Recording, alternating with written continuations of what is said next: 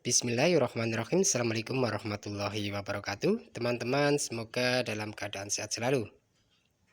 Pada kesempatan kali ini, saya akan sedikit berbagi tips bagi para pengusaha laundry, terutama pengusaha laundry yang ownernya atau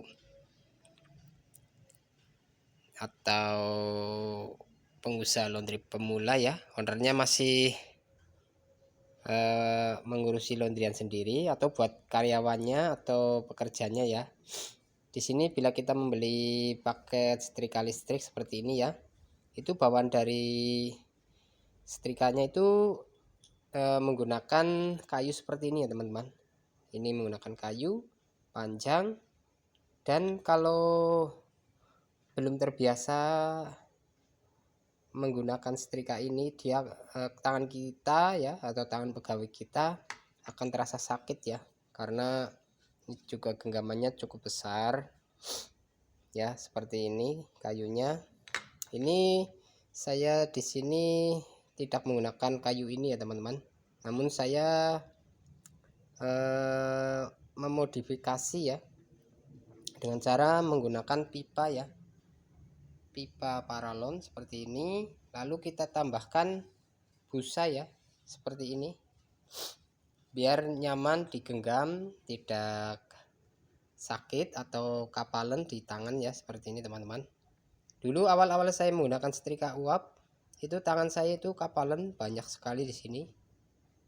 Ini setelah saya berinisiatif menggunakan busa seperti ini, alhamdulillah kapal pun sedikit-sedikit hilang ya, terutama pengguna setrika uap yang masih pemula. Terus yang kedua, saya menggunakan trik ya atau tips lagi, saya melepas pernya ya teman-teman. Tapi ada yang lebih suka menggunakan per, namun ada yang kurang suka. Kalau saya di sini mengikuti yang kurang suka menggunakan per ya, karena saat menekan seperti ini, fokus ya, saat menekan seperti ini tangan kita harus melawan per ya, supaya kembali lagi ke sini.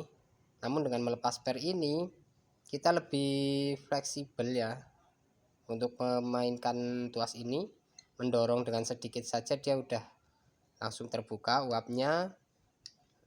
Kalau mau menutup tinggal kita tarik lagi ke sini. Kalau kita mau mainkan juga, kita tangan ini gak berat ya teman-teman. Jadi ada keuntungannya dan juga ada kelebihannya ya. Keuntungannya, tangan kita nggak capek ya, karena mudah untuk menggeser tuas ini agar agar uap bisa keluar. Tapi kekurangannya, bila kita saat menyalakan setrika uap lupa kita membalikan ini sini, maka di sini biasanya akan basah ya, air akan pada keluar dari sini karena posisi setrika belum naik, uapnya belum masuk ke sini dan ada air di sini, dan kita harus membuang, didorong seperti ini agar keluar ke pembuangannya. Ini jalur pembuangan, sana keluar ya.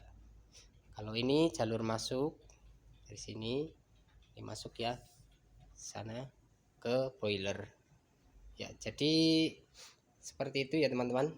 Bila teman-teman ingin mencobanya dengan cara melepas per supaya lebih ringan, lalu menambahkan busa. Kalau ini kita tambahkan busa juga bisa ya teman-teman, atau kita balut dengan kain ya, namun ini kan licin ya, biasanya dia akan cepat lepas. Lah untuk busanya, busa apa ya ya, ada yang bertanya mungkin busa apa. Kita menggunakan busa untuk sepeda motor ini ya teman-teman. Ini saya cabut. Ini beli saja di toko spare part motor, itu ada yang buat pegangan gas atau stang ya. Ini tinggal beli saja, murah, ini paling 10.000 Ini saya buat cadangan ya. Kalau sudah lembek seperti ini nanti tinggal diganti saja. Mau dilim atau diisolasi juga nggak masalah. Tapi saya sini ini sangat mudah ya teman-teman untuk memainkannya. Nggak membuat tangan itu cepet capek, kapalan ya. Ada kapal di tangan. Jadi sedikit tips ya dari saya untuk pengguna setrika uap, baik yang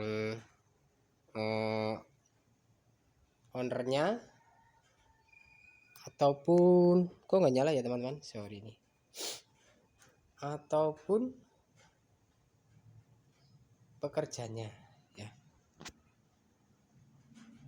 Oke, mungkin itu saja tips dari saya, semoga bermanfaat, semoga bisa membantu teman-teman pengusaha laundry lainnya untuk penggunaan setrika uap ini ya, agar tidak membuat capek tangan kita.